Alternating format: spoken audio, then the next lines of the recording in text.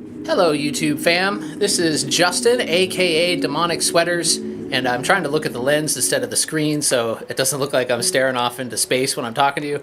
What am I doing here today? I'm actually going to replace all of the drum heads on this 1960s Slingerland drum set with Attack Frostbite single ply coated drum heads. Now the Frostbite head is a very cool head. It is, let me just show you here.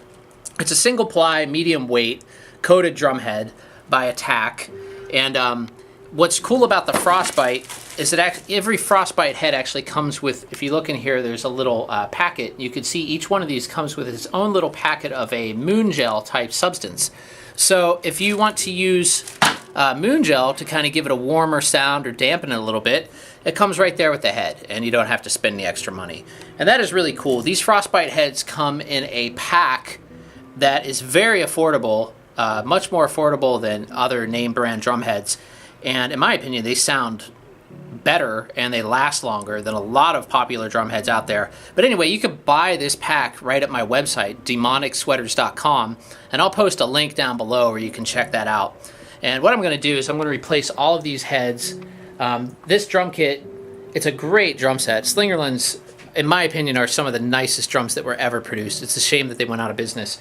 But these drums have heads on them that are at least 10 years old now. And so I'm going to replace all the heads, and including the kick drum heads, I'm going to put two coated Attack no overtone bass drum heads on the front and back, and I'm going to port the front with a nice hole snappers port.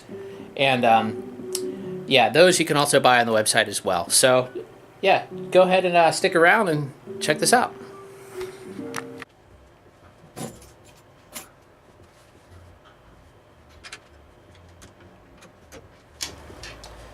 So the first thing I'm going to do is take off all the old heads. This is the rack tom here, and I want to give these drums a good cleaning as well, because it's been a really long time since they've been cleaned, and they're really dusty.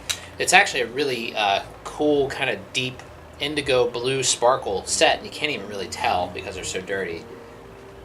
So here's the kick drum, and as you can see, there's some serious dust buildup on this thing. It has been neglected for far too long, and it's just going to be really good. One thing I also would like to point out, when I was mentioning that Slingerland drums, in my opinion, were some of the nicest drums ever made, and one of the reasons for that, I mean, you got to think, this drum set is over 40 years old. I mean, it's probably close to 50 years old now. And this mounting hardware is original, and it still functions perfectly. And just to give you some idea as to how impressive that actually is, this kit is set up in a shared rehearsal space. And there have been about, I don't know, 10 to 15 different drummers playing on this kit every day for the past probably 5 years. And that's how sturdy and how good of a quality drum set that these drums actually are. You know, I almost hate to have them in here and being played that way. I wish, in my opinion, I think they should be not used so much by some of the other drummers, but we have to have a setup in here, so I guess my sister doesn't mind that it's hers. So yeah, that's why these are here. And actually, now that I'm looking at this, it looks like this must have had, at one point, one of those kind of side mount bars on it, which is interesting, because this is definitely Slingerland mounting hardware on the kick, and I'm not sure if that was replaced or if it had both at one point. I'm not really sure, but I'm going to take it apart, and we'll see if I can figure that out.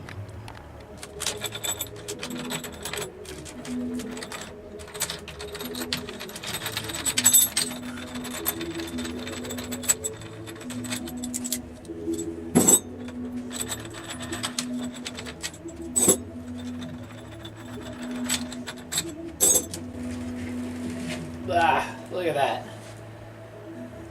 Nasty. I don't know if you could see how much dirt is on this rim, but it's really disgusting. There's this Remo head. This thing is like, that's an Ambassador, but man, that sounds like paper thin to me.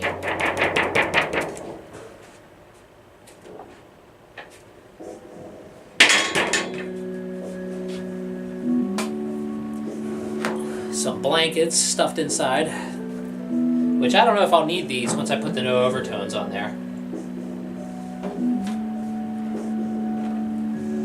Yeah, well, unfortunately, it looks like this set has been modified. It has original Slingerland mounting hardware on it, but that was definitely not the original hardware that came on the drum kit. That was actually this side mount bar here, the one that was filled in with the other little rivets that you can see on the top. And those were the kind that had the arm with the sliding piece that the tom would mount on. So apparently the person who had that, or at some point, took this, they upgraded this to the more modern style Slingerland drum mounting hardware. But again, this is still very old. It doesn't really take away anything from what I was saying. This mounting hardware piece, these have been around since the 60s as well. So who knows when that was actually put on there, but definitely not within the last probably 20 years. So I'm wiping off the bass drum here first with just a damp paper towel, and you can see already way more sparkle is coming out of this thing. I'm not using a super wet towel, I'm just using a damp one. It'll probably take me a few times to go over this to get it very clean, but I'm going to keep working on it. Alright, so there's the drum all cleaned up. Got the rims nice and clean. They're pretty beat up, these rims, but they're still physically in very good shape. Just cosmetically, the paint is kind of worn, and most of the sparkle detailing has long since peeled off. So, but they're not bad. I mean, they still look pretty cool. It's kind of nice in a way to have like a little bit of an old-looking set. Gives it that vintage vibe. But the shell itself looks a million times better. You can really see the sparkle in there now. Especially if this thing were up on a stage and lights pointed at it, it would look really, really cool. Okay, this is the Attack single ply coated no overtone bass drum head. This is a 20-inch to fit on this kit. And as you can see, these come with this kind of pre-built-in muffling system on them, which makes them really good for the bass drum. And you can tell this head too. Remember when I hit that Ambassador, how thin it sounded? This is a single ply Attack, and just hear the difference there. It's not like that papery sound like from the Remo. This one is just, it seems like a much more durable, and they are more durable. I mean, I can assess, or I can tell you this from experience, just because I've been playing these for a while now. But I'm gonna go ahead and do this one first. I'm gonna port the front one to make it able to mic it more easily, and then I'm going to do the batter after that.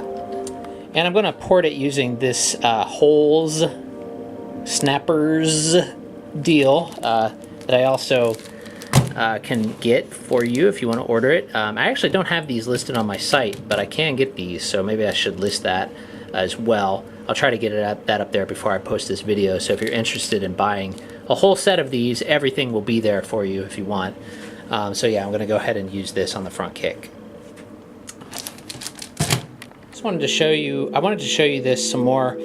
These hole snappers, I really like these for porting the bass drum because they just sort of blend in and they don't look like ridiculous on the front of the bass drum. And they're very easy to install and they get the job done. And they seem to last forever. So what you do with these, it comes in two pieces. There's this piece, which is kind of like a washer thing. And what you're going to do is you're going to put this on the inside, and it's got some adhesive on there, and you stick it on the inside, and then once you get that stuck on the inside, you use an X-Acto knife to cut around. And that also, this being stuck on there also guides your blade so you don't slip and cut something on your blade. And then once you get that, then you just push this through. It also has adhesive on this side as well. You push it through and they stick to both ends, and it also snaps into place on this little lip right there. I don't know if you can see that. And it's a really good system, very simple. It doesn't change the sound, it just does what it's supposed to do. And as far as like where you're going to place your hole, what I try to do, actually on these type of heads, it makes it very simple because you have that muffler ring, which you can kind of see through the head there. Obviously, you're not going to want to cut the hole onto that. So that gives you just about the right distance that you should be away from the edge of the head, is where that muffler ring ends. Maybe about an inch further than that. So the way I like to do it is I like it to be, you know, kind of around, what is that, 5 o'clock or 3, 4, more like 4 o'clock, I guess, on the bass drum. And, you know, I see some people put them right in the middle, and to me that's just really weird. If you have your microphone pointed directly at the center of the bass drum where the beater hits, you're going to get a ton of attack and not much of the sound of the kick drum. So I wouldn't recommend doing that. I would definitely offset it a little bit. And sometimes people put them up here, and to me, again, that's pretty strange, because then you're going to be closer to the rack tom, and you're going to be, you know, closer to the snare drum. So I don't know. To me, it just makes the most sense putting it towards the bottom, either on this side or this side, depending on how you have your stand set up. Sometimes people have a stand over here, like a ride stand, that might kind of get in the way of the front of the bass drum. So that's why I tend to put it on the right, if you're facing the drum, on the right lower side of the bass drum. Okay, so I have that stuck on the inside of the kick drum now, and what I'm going to do is just take an X-Acto knife and cut through the inside and just use this plastic piece as my guide. And I may get off camera while I'm doing this. I'm not going to focus too much on the camera because I want to make sure I do this correctly and not fuck up the head. So if I get out of camera, sorry, but I'm doing my best.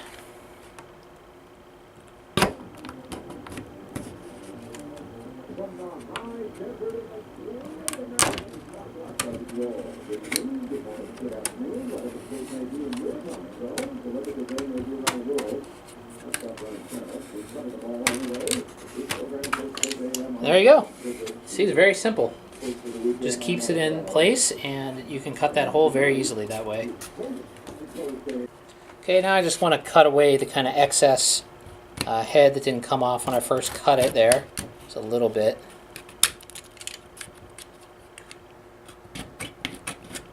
Okay. And then we're going to take my snapper, the other end, peel off the adhesive. If I can. Somebody have anything else. Come on. There you go. Peel that off. And then you're just going to push it through the hole until it snaps. You might have to push from the other side as well.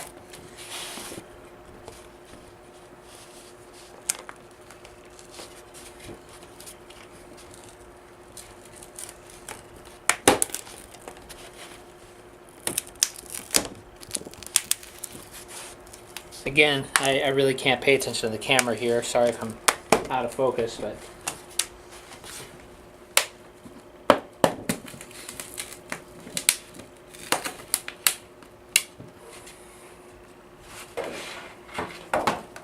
it's easier to lay it down on a flat surface.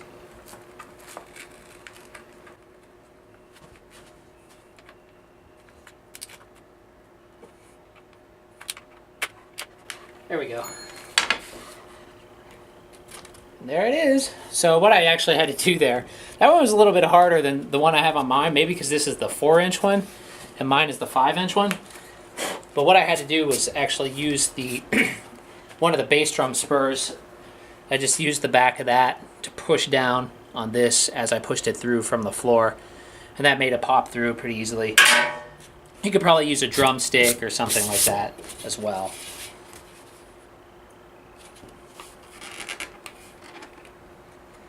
Make sure it's snapped into place. No weird vibrations or anything. And I think we're looking. All right, I got the front head on there, and before we go ahead and start to tune this, what you want to do is just push down on the front. Hear that cracking? That's actually the glue on the rim of the head. You should really do that on any drum. Just helps it tune a little bit easier when you get to tuning it a little bit later. And I'm not really going to get super into tuning just yet because I only have one head on here, but I'm just making sure everything is pretty evenly tightened all around. Sounds pretty good for now. Okay, now for the batter head, and this is just another attack single ply no overtone head. Same exact head we put on the front, and I'm just going to go ahead and put this on here. I'm not going to put anything inside. One thing I'd like to mention, when you're using wooden hoops, especially on vintage drums, or any drum really, when you're using wooden hoops, make sure you put your hoop back on the way that it was on before. And what I mean by that is you can see where that bass drum pedal has been attaching all that time. And if you keep rotating that hoop, you're gonna get, like, sometimes you'll see old drum sets with like bass drum marks all around on the hoop. So, you know, unless you want to just destroy your entire hoop, it's better to keep it down at one end, in my opinion. I mean, sometimes that'll get really bad and start cracking there, but if that's the case, then it's just time to get a new hoop. So one thing I wanted to mention, did a total rookie mistake here. I put the heads on the wrong side.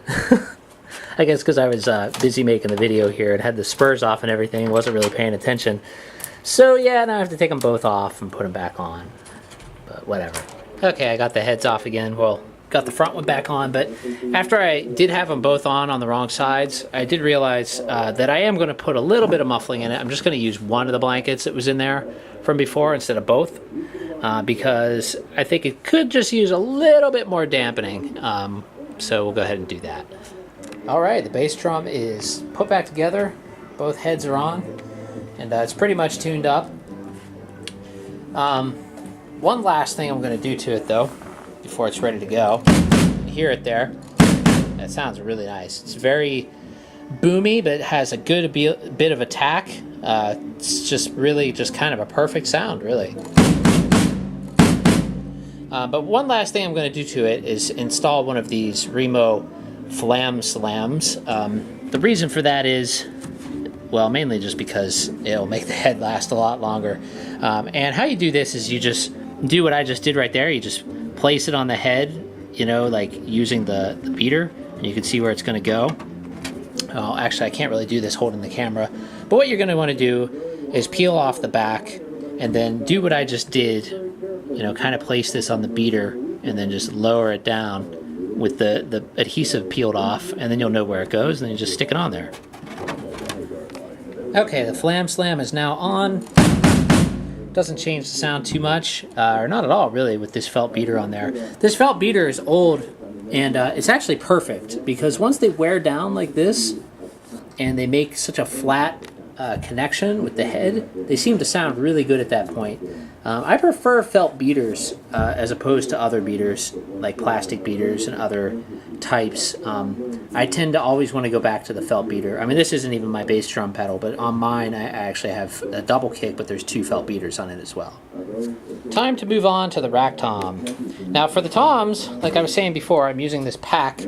You can buy this pack on my website, like I mentioned before. I don't want to keep saying that too much, but what it comes with, the real reason why I mentioned that is I wanted to tell you what this actually comes with. It's a tom pack, and it's pretty cheap. I believe it's only around 30 bucks. I can't remember exactly. I'll have to look on there. But it comes with a 12, a 13, 14 for the snare, and a 16 for the floor tom. So with this drum set, we obviously won't need the 12 because it's just a 13 and a 16-inch toms and a 14-inch snare. So I'm just going to set this aside. Just hold on to that for a little while, and I'm going to get started with the 13 here. All right, we got it on. Sounds really nice. Tuned up really easily. Why is my camera not focusing? But just very nice, big, round sound. These drums always sound great, but having a new head on there, it sounds really nice. I haven't put on the gel yet. I'm not sure if I'll even want the gel on there, but I'm going to try it, and let's see how it sounds. Give me 1 second. Try to do this while I'm holding the camera. Let's put it on this side, or this side. Peel that off. Okay. And yeah, actually I kind of like it. It gives it just a little bit warmer of a tone. Takes away that overtone. Nice boomy Slingerland tom sound. I could probably tune it up just a little bit more, but I'm going to play it a little bit and break in the heads a little bit once I get this all set up. Alright, now I'm going to work on the snare drum. This snare is actually not a Slingerland. This is a Tama. It's an older 1990s Rockstar Tama. And I actually got this snare drum back when I was working sound for a club basically it got left by one of the touring bands, and it was there over a year. And so at that point I was like, well, I don't think they're ever coming back for it, so I just took it. But nobody ever complained. I would have given it back if somebody asked, but nobody ever did. So yeah, that's where it came from. But it's a cool snare. Not like they're expensive or anything, but it sounds really nice with this kit. It blends in perfectly. It looks similar to the old Slingerland steel snares as well, so it's a nice fit. Okay, snare drum head is on. Sounds very nice. And you hit it on the edge, you can hear the ring there. A lot of attack, very nice sounding full body of the snare. One of the things that Attack advertises is they say their drum heads are louder than others, and I'm not sure if I believe that, actually. I mean, I love the heads, but I think that's kind of a weird marketing ploy to begin with. You know, drums are already loud. We don't really need them any louder, and but these aren't really louder. They sound just about the same loudness as any other drum head, but they sound really nice. So I'm going to go ahead and try putting on the... Let me set this camera down. You see this? Yeah, you can still kind of see it. Try putting on the moon gel, or not moon gel, the Attack gel. Hopefully my coast to coast in the background there isn't too loud. Okay, let's put this over here.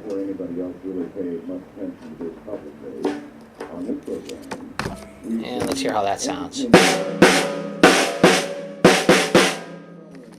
Pretty good. To me, that's a little bit too dead, so I probably will take the moon gel off of the snare. But some people may like that. Actually, it's not too bad. I don't know, maybe I'll keep it on there. We'll see.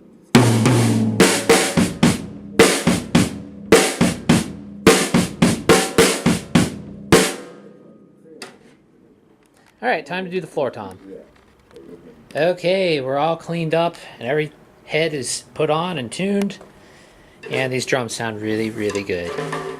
I went ahead and did keep the gel on the snare drum. I actually like it. I tuned the drum a little bit differently. To me, it sounds really good.